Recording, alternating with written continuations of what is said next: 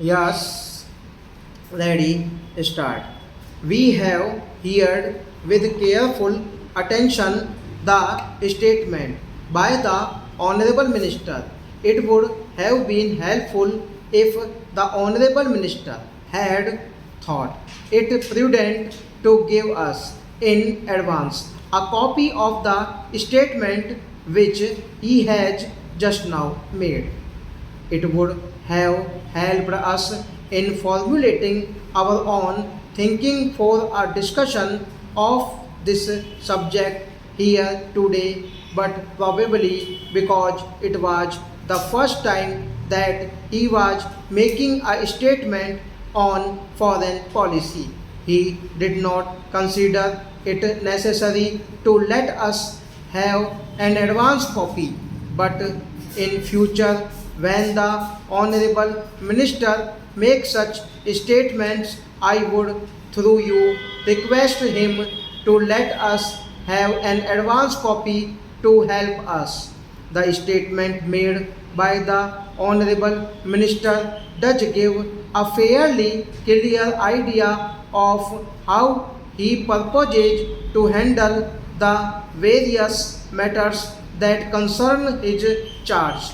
I must commend the transition of a leader of the opposition who used to be fairly critical of the policies followed by the Ministry of External Affairs to the position of being in charge of this ministry, handling the foreign relations of the country. I sometimes feel a little jealous of the Honorable Minister because though he may be facing complex and delicate problems in handling our relations with foreign countries as far as this house is concerned, he would normally get our generous cooperation and support.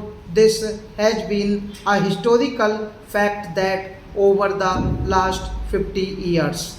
Generally, this honorable house has extended its fullest support and cooperation to the government in its functioning and handling of the relations of this country. I consider this to be natural because foreign relations are in a sense projection the self interest of the country. Surely, by a change of the self interest of the country, surely by a change of government, the interests of the country do not change, and so we are happy that the new government has given this house and the country an assurance that they will pursue the policies that have been the bedrock of the foreign relations of country. There are certain basic fundamental principles which have gone into the formulation of our foreign policy. It is, in a sense, a development of the national movement of the country, of the struggle for freedom. I may point out that it has been this country's endeavor all along to support the freedom movement of various countries in the world of people from colonial rule. Sir, it has been the practice that we have always thrown our weight against discrimination on the basis either of color or religion anywhere in the world.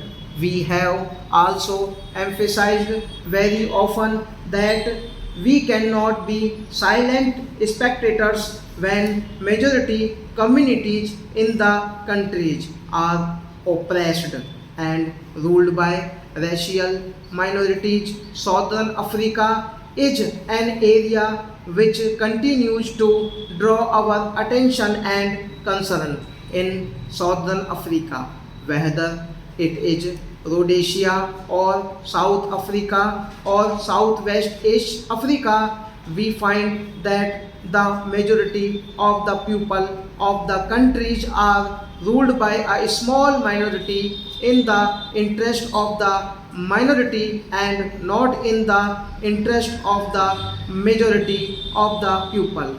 Our entire foreign policy, as I have said, is based on our ideological commitment and is an extension of India's struggle for freedom and national liberation.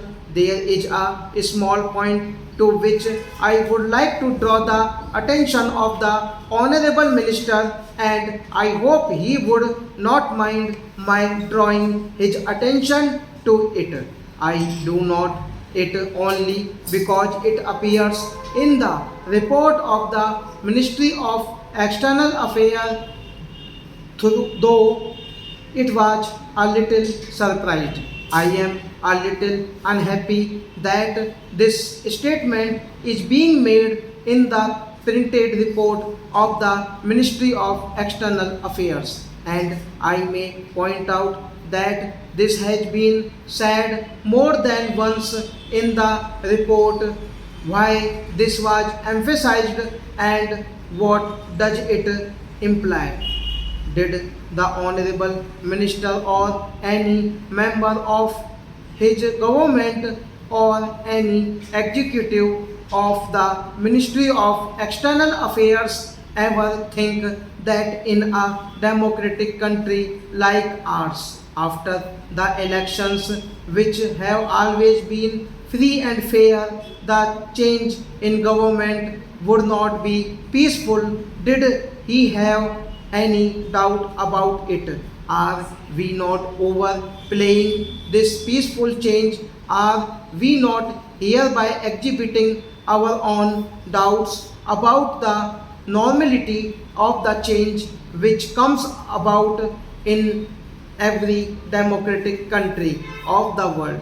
Apart from a brief and unfortunate 2 year lull, and here I am referring to the earlier period, there has always been normal democratic functioning in our country.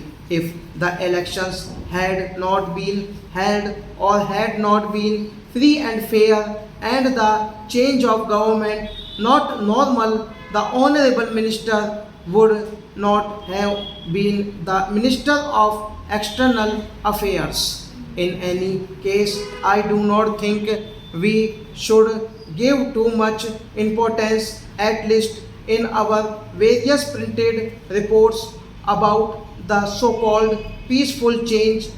What we say on our political platforms outside is different. Surely we do not want certificates from foreign countries about how we conduct our government and our institutions. You will kindly excuse this and take appropriate steps in this direction. Stop.